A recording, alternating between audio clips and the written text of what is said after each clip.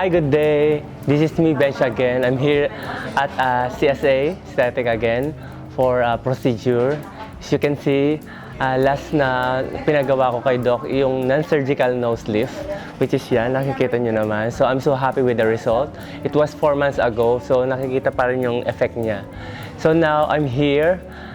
May procedure ulit si Doc sa akin, which is my face. As you can see, I have this texture of my face. So, i-rejuvenate niya, i-refine niya. So, yung mga acne scars natin. So, ayun. I'm so excited kung ano yung gagawin ni Doc sa akin. Don't forget to subscribe and click the notification bell.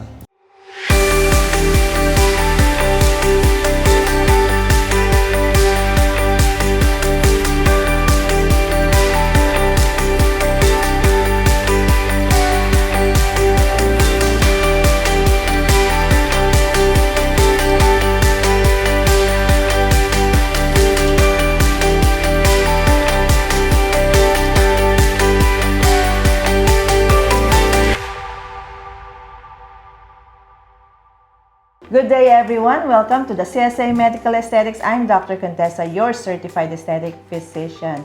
In today's episode, we have a returning guest, Mr. Bench Lagyab. Yeah. Welcome back. So 4 months ago, we did a non-surgical nose enhancement for Bench and also the under eye improvement. And right now, looking at Bench right now, how was it? I feel feel comfortable Confident na. and also comfortable with it. And I think you've noticed also the projection of the bridge of the nose. It's like on the side view, there's a better angle there, the so-called frontonasal angle. Plus the tip of the nose, I was noticing there's a reduction of that so much round shape nose, right? So we were able to minimize that round shape and at the same time reduce some of the fatty tissues. What did you notice regarding those fatty tissues? I noticed about yung mga Oil. ko, hindi na ako masyado naglilinis. And then sabi ko, parang tagal ko na hindi naglilinis. Sabi ko, I think isa yung reason. Yeah. So we did those threads plus the meso fat dissolve on the nose tip. So it helped in reducing those fat glands. So the accumulation of the sebum on the tip of the nose, because the contraction effect from the PDO threads will kind of like give a 20% reduction on those fatty tissues. So we will still do like a maintenance for that one because we still wanted to maintain that narrower shape of the nose. Like the mesofat dissolve, of course, we've done it in the past. So there will be a time again that you have to do an injection of that again. Because over time, you know, you still gain like fat tissues depending on the lifestyle, the diet. And the under eye area, we only did one session of the so-called Reduran eye, under eye. The Reduran made up of the polynucleotide molecule. So far so good, right? There was no bump, no lump, no like unusual irregularities in the under eye. So it's still the natural effect. Because that's the one we want to achieve, a natural result. Yes. Yeah. For this episode, we want to do a further treatment for Bench. Because last time we've mentioned about improving the skin quality, right? So when we were young, we had acne. And then the acne left souvenirs. Yung souvenir ng acne natin, so those sunken marks, depressed scars, atrophic scars. So especially on the mid-face and also on the temple area. So that's the thing we want to improve right now. Yeah. And I'm also noticing static wrinkles on the forehead region or static lines. And also, of course, the nose skin, we also want to improve. Plus some enlarged pores. We want to improve that too.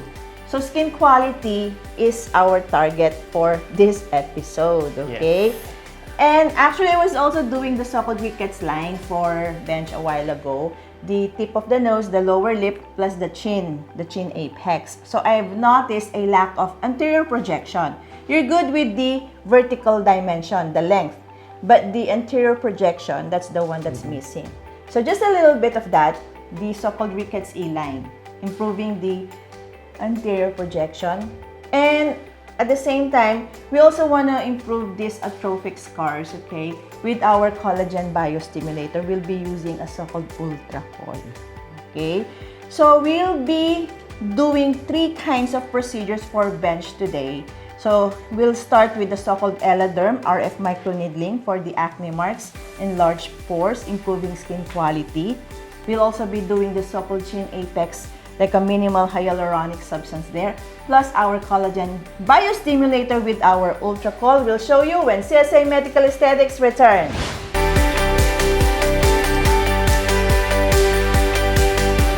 And we're back. So the first procedure that we're doing today for bench will be the so-called ELADERM. So we want to treat the static lines, forehead area. We also want to treat acne scars plus enlarged pores. And we want to do skin tightening, firming, lifting, plus the collagen stimulation. So I'll start with the forehead region. So this is my ELADERM device.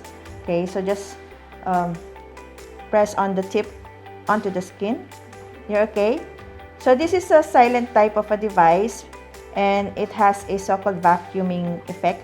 So the vacuuming is like pulling the skin upwards and delivering those pins or needles on an even like depth. Okay, it's very important that you deliver the needle tip on an even or like homogeneous layer of the skin. Okay, so we want to reach the so-called papillary and reticular dermis to deliver the optimal temperature. Okay, so I'll be starting with the right side here. The procedures that I'll be doing for bench will be a so-called combination type. Okay, so I just use the settings whereby my needle depth will be 1 millimeter, and also the energy will be on the so-called 10 watts. Okay, I'm already on the mid-face area. So we'll be starting with the right side of the face, okay? You're good, bench? Yes. So initially, we do a first pass. And then we just continue with this treatment. So from mid-face to the lower face already, okay? So again, I'm using the radiofrequency microneedling device, the so-called ELADERM. And ELADERM is known for its vacuuming, suctioning, and at the same time, the cryogas as well. So for now, I'm just using plainly the vacuum mode, okay? So targeting the papillary to the reticular dermis, where we want to tap your fibroblast cells to regenerate and synthesize new collagen and improve the enlarged pores as well as the acne scars, okay? Plus result in a rejuvenating effect, improving the skin quality and texture, also leading to skin tightening and firming. Then we'll work on the nose tip, okay? So this is first pass, okay? You can do a second pass on those problem areas like your temple region where you have your acne scars. Then after this, I'll do my UltraCol collagen stimulation treatment. So I want to combine the collagen biostimulator to improve the acne scars, because the type of scars that bench has is the so-called atrophic scars, and there's the what you call rolling or undulating scars and some boxcar scars. So there are different types of acne scars, so we have to really give the exact treatment for each type of acne scar. So it's not like a one treatment only for all types of acne scars. We have to really customize the treatment for every patient, okay? So I'm done with the second pass, okay? And we're proceeding to the so-called UltraCol treatment. So I'll be using the PDO powder thread, okay? Yeah, that is so-called the liquid thread. So I'm making an entry point here at the zygomatic region here. And this is a 1 ml syringe with our UltraCol there. Then I'll just glide the cannula to the mid-face section. So I'll be expecting a so-called like fibrotic tissues here because we have acne scars, okay? I'll just glide this one towards the mid-face area. So noting the fibrosis from the acne scars, okay? So there will be resistance, which is expected, of course. So the acne scars left this so-called adhesion band, okay? So I'll be gliding, and then once I already release an adhesion band, I'll be pushing my product right there. Then I'm just gonna be doing a so-called fanning technique. So usually with your acne scars, we do subcision. We release the fibrotic tissues, fibrotic bands, the tethering bands. So I'm just gonna push a little bit of that and go on. Just glide it. So bench is just fine. Then we were sharing with bench that the meso nose is a much more uncomfortable treatment, right, bench? Yes. So this one is just gliding this cannula here. Then I can just go on. It's a so-called fanning technique, okay? So UltraCol can be used in treating also acne scars, apart from treating under eye hollowness, also temple hollowness, nasolabial folds, marionette lines. Okay, you can use this for improvement of skin quality, also for skin tightening, firming, lifting. It's a collagen biostimulator. We leave the PDO microspheres. The microspheres are measured like around 40 micrometers. So you leave them in the dermis, even subdermis, to reach those fibroblast tissue layer and improve the skin texture, skin quality. Okay, so I'm just gliding. So there is this so-called resistance from those tethering bands. So you want to release that. With subcision, you can use like a specific kind of needle for subcising those tethering bands. Okay, I'm using a cannula here. It's a gauge 22. So it's a combination injecting together with your filler, for example, your PDO filler, or you can even use hyaluronic substances to improve this, like those low molecular weight type of your hyaluronic substance there. Okay, just subcising again. This is quite a procedure that's not like easy or so quick to perform. It has to be done in sessions also.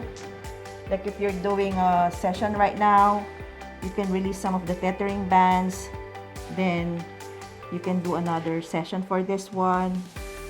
So combination procedures are now recommended for these kinds of skin problems. Okay, so we're treating again acne scars, laxity of skin, enlarged pores, and volume loss. Okay, so eventually this kind of material will also restore volume. Although for volume, if you want an instant volumization, we recommend the hyaluronic substance for those kinds of problems like volume loss. But for acne scars, actually we have other products for acne scars. We even have Regeron S or Regeron Scar. We even have other collagen biostimulators. They're all available here, like your Radis, your Sculptra. So this one is also your UltraCol. So gliding this kind of cannula. Actually, you can even reach your nasolabial for this one. Okay, so we expect some tethering or tissue resistance there. Okay, so you have to release that too. Also notice some volume loss on the face of bench. Bench is on like an exercise program, right, bench, or workout program. That's why some of the fat tissues were reduced. So if you have like a diet or rather an exercise, you go to the gym and you tend to lose weight. So to prevent the laxity or sagginess, you can do procedures like this. Okay, you can reach the nasolabial area also. So expect some resistance. We're doing like a subcising here already. So your cannula doesn't really advance easily into this layer because there's really a lot of resistance here. So it's telling me that, hey doc, it's not an easy job. Okay. I'll give you a lot of challenges. Okay, that's why we only advise you to go to authorized doctors to perform these kinds of treatment. Okay, so we don't recommend non-MDs, non-doctors doing this because the face has a lot of nerves and vessels. So we want to be on the safe side. Okay, I'm almost finishing with my 1 meal. After this, we'll proceed with our so-called chin apex improvement. Okay. There you go. So let's do the filler injection on the apex just to improve the anterior projection. It's not doing like too much. Again, we want to stay in the so-called ratios and proportions. Everything should be symmetrical because beauty is within symmetry, beauty is within proportions, okay? So center, we'll just inject onto the, there you go. It's already on the mentalis bone. We want to improve again the anterior projection here. Okay, so filling in this part. Of course, for a masculine chin, we want to keep the shape, square shape, okay? Unlike for female chin, we want it like a smaller chin, a pointed chin. So the concern of a bench is that will it become pointy? And I said no. It's just following the so-called rickets line. We just want to make your face balance within the right proportions. Okay? So let's proceed to the left side.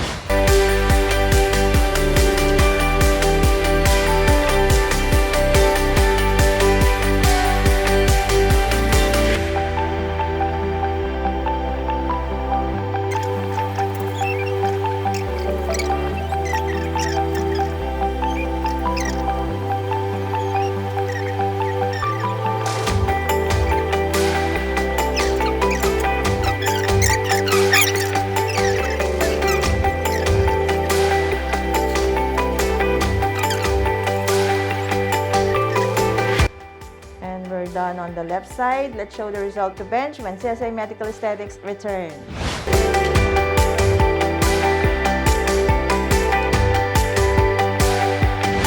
And we're back. Let's show the result to bench. Bench, here's the mirror for you to check on your skin right now. So we did 3 kinds of treatment. The Eloderm, RF Microneedling. We also use our UltraCol biostimulator of collagen, plus also some chin projection there, just improving the anterior projection. Some redness for now, okay, but I already noticed an instant elevation of the sunken scars, the atrophic scars. So, how was it, bench? Parang tumaba yung face ko, parang... Yeah, ano, instant parang, volume, parang right? Nakaka-fresh kapag may volume. Yeah, because that's also another concern.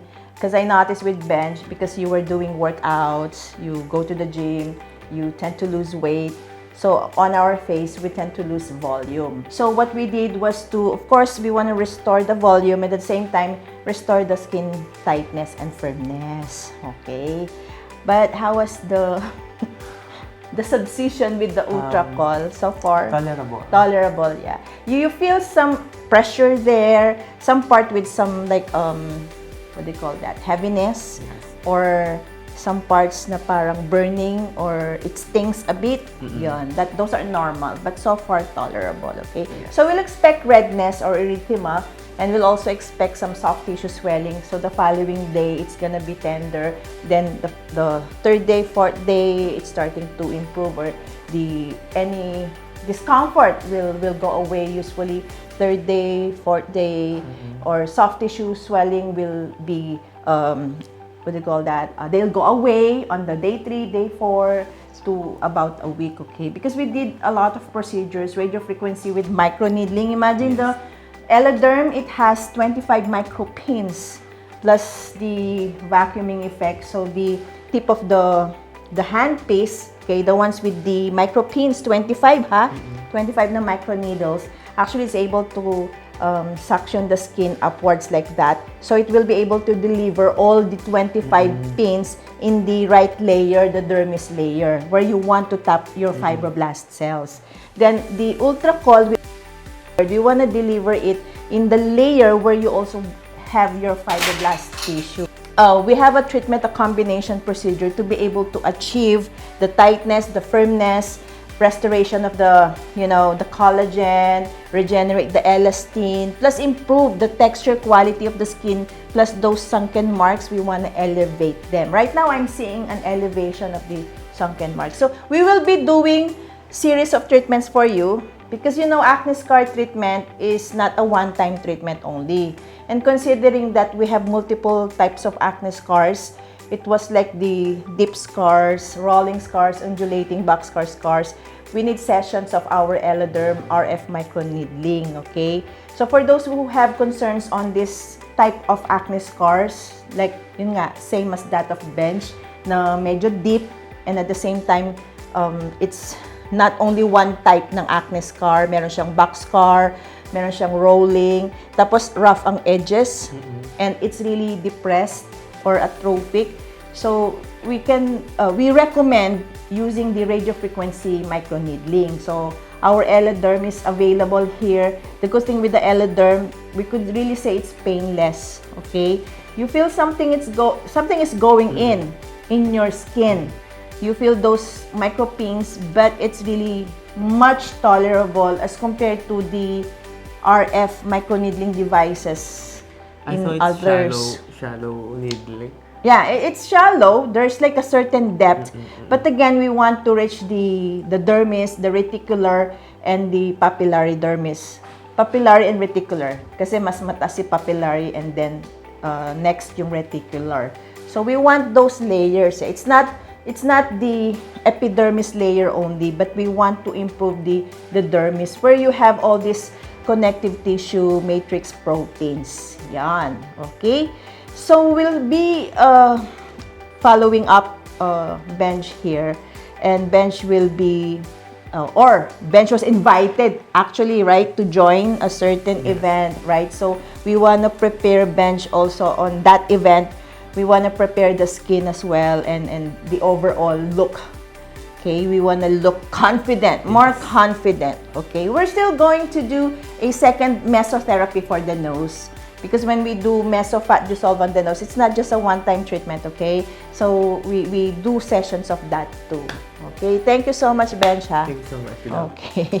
Any invitation or like your social media for them to follow?